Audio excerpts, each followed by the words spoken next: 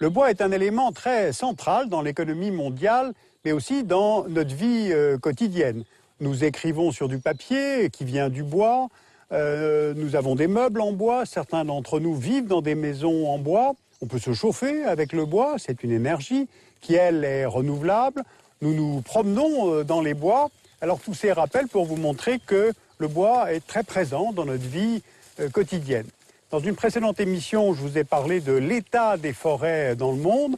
Eh bien, aujourd'hui, nous avons travaillé avec une équipe d'étudiants de l'École supérieure de commerce de la ville de Rennes et qui nous ont aidés à préparer ce dossier sur la production et le commerce du bois à travers le monde. Le monde où nous vivons est couvert à 31% par les forêts, avec des différences considérables entre les divers types de forêts. Il y a les forêts tropicales, que l'on divise entre forêts équatoriales, forêts tropicales humides et sèches et forêts subtropicales, les forêts tempérées, océaniques, continentales, méditerranéennes, et enfin les forêts boréales. Nombreux types de forêts, donc nombreuses essences de bois. Chênes, sapins, irocos, cèdre rouge, palissandre, teck, okoumé, orme, épicéa, ébène de Macassar, acajou, bouleau, choréa, vinguet, olivier, chêne rouge, un peu pour le plaisir de la musique de ces noms.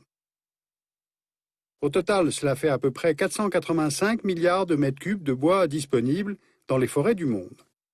Ce chiffre n'évoque pas grand-chose, mais on comprend mieux ce que cela signifie lorsque l'on compare les divers usages que l'on fait des forêts. Sur ce graphique, on peut voir que les forêts sont soit inaccessibles, donc inexploitées, soit inexploitées mais disponibles, soit exploitées.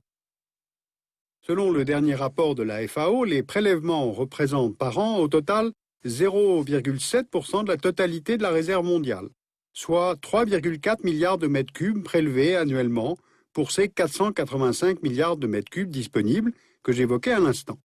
C'est donc en fait assez faible, il y a comme une sous-exploitation en regard de la production biologique annuelle des forêts.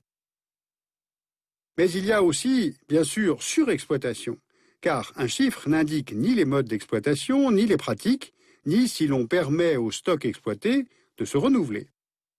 La diversité des forêts correspond à la diversité des climats, à celle des pays, donc au type d'économie. Un pays très boisé, comme la Finlande, n'a pas le même type d'économie du bois qu'un autre pays très boisé, lui aussi comme la Birmanie. Donc, qui sont et où sont les pays producteurs de bois? Il y a d'abord les géants forestiers pour la production de bois d'œuvre, que sont les États-Unis, le Canada, la Russie, la Chine, le Brésil, mais aussi l'Allemagne, la Suède, la Finlande. Et le bois coupé peut être commercialisé sous forme de bois rond, c'est-à-dire des billes de bois qui restent après abattage à leur état naturel. Ils sont utilisés bruts ou comme matière première industrielle, sous forme de sciage, de planches, de madriers, c'est-à-dire le bois issu d'une première transformation en scierie.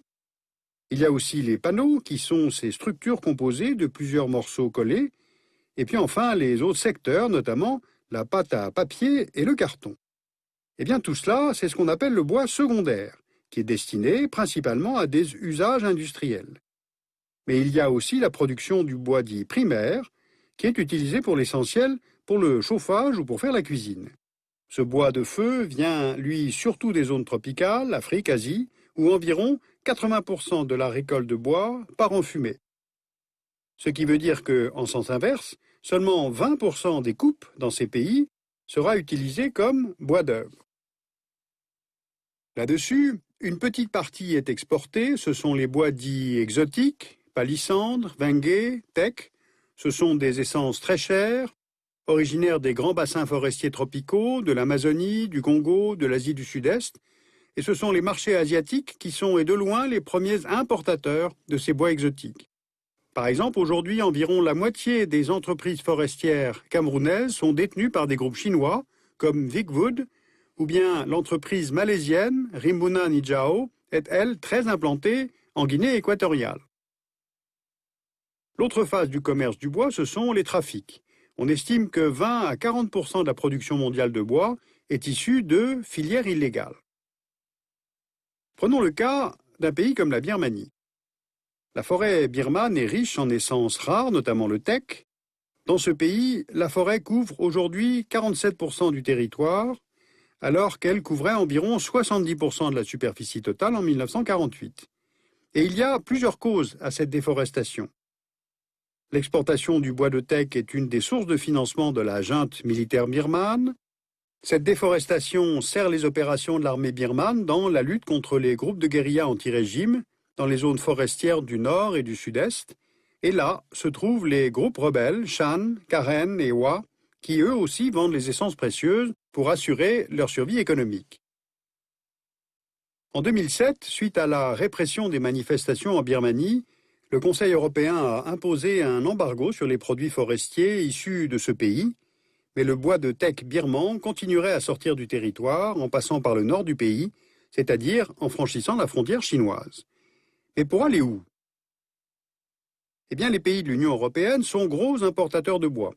On estime que près de 20% du bois importé en Europe viendrait de sources illégales, et le chiffre pourrait être plus important encore pour la France. Le bois exporté illégalement vient principalement de Bosnie, de Biélorussie, d'Ukraine, de Russie, de Chine, de Birmanie, d'Indonésie, de République démocratique du Congo, du Gabon, du Brésil, pour ne citer que les principaux. Mais comment la production, l'exportation puis l'importation du bois peuvent-elles être illégales? Comment savoir lorsque nous achetons une chaise de jardin en teck, dans un jardirama quelconque, si le bois dont elle est faite est là, légalement ou pas? Eh bien, un bois peut être illégal de nombreuses façons. Une coupe réalisée sans permis, des arbres coupés avant l'âge fixé par la loi nationale, des coupes effectuées dans des zones protégées ou sur des espèces protégées par la loi du pays, ou bien encore des coupes qui sortent du pays, les taxes étant impayées. Et contrairement à des exploitations minières, comme par exemple le manganèse ou les mines de diamants, l'exploitation de cette ressource naturelle ne demande pas de gros investissements. Ensuite, ces bois précieux sont issus de pays encore en développement, donc plus fragiles économiquement, juridiquement, où la corruption joue souvent un rôle majeur et à tous les échelons. Donc la coupe et l'exportation des grumes attirent des compagnies privées qui prennent possession de zones forestières et parfois en accord avec les autorités politiques du pays. Eh bien, tous ces éléments font que l'exploitation forestière illégale est très difficile à quantifier. Plusieurs outils juridiques ont été mis en place, tant pour contrer l'importation que pour faire cesser à la base l'exploitation illégale des forêts. Une première certification a vu le jour avec le label FSC, pour Forest Stewardship Council. Elle est née grâce aux actions des ONG et concerne aussi bien l'obligation de replanter ou de laisser la forêt se reconstituer que le déroulement du processus industriel. Et puis la certification s'applique aussi aux produits dérivés composés à 100% de bois certifié. Donc, de la coupe à l'usine, à la distribution, le produit est tracé, il est suivi. On en est aujourd'hui à 125 millions d'hectares de forêts certifiées dans 80 pays, et ce principe de certification comporte aussi le respect des droits des individus, de la faune, de la flore, et même des normes de type social. Ensuite, plus récemment, 6 fédérations de propriétaires forestiers, allemands, français, autrichiens, finlandais, norvégiens, suédois, ont mis en place une autre certification. C'est le programme de reconnaissance des certifications forestières, le PEFC. Les forêts certifiées par ce label couvrent une superficie de 220 millions d'hectares, soit les 2/3 de la superficie certifiée mondiale.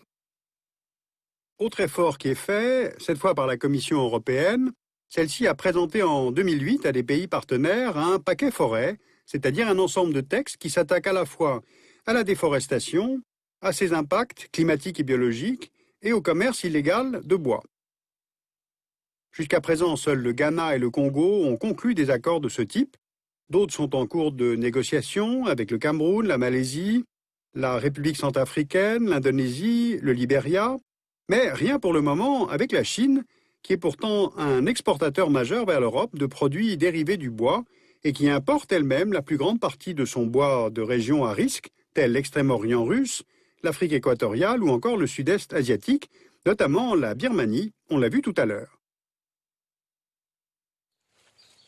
Environ 8% des surfaces mondiales sont certifiées. Les superficies augmentent, mais ça concerne surtout les forêts du Nord, ce qui veut dire que finalement l'essentiel de la ressource forestière n'est pas certifié. Par exemple, le continent africain, à lui seul, contribue à peu près pour la moitié de la déforestation mondiale. On en revient donc toujours aux mêmes causes. La pauvreté oblige à contourner les lois. Ou alors vous avez des cas de figure comme la Malaisie et l'Indonésie, où les massifs de forêts primaires sont remplacés par des plantations de palmiers pour l'huile ou de l'eucalyptus pour la pâte à papier. Parce que l'OMC, donc l'Organisation mondiale du commerce, fournit un cadre multilatéral pour l'expansion du commerce, mais pas du tout pour la protection de la ressource. Alors dans un prochain numéro, je vous parlerai des liens entre le changement climatique et le maintien de la forêt ou la déforestation, mais tout de même le bois est une matière première vraiment pas comme les autres. D'abord, elle est utile, ensuite le bois est beau et la forêt fait rêver.